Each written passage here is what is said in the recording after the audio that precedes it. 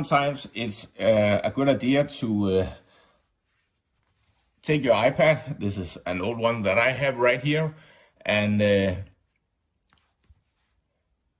when it is not working or you have the red and blue lines, it can be a good idea to put it upside down like this, and sometimes you will be able to fix those red and blue lines.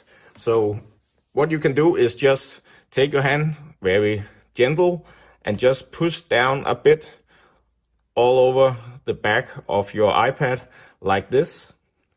This can sometimes make sure that the cables are more connected to the port that is supposed to be connected. So this can actually cause the blue and red lines on your screen to go away.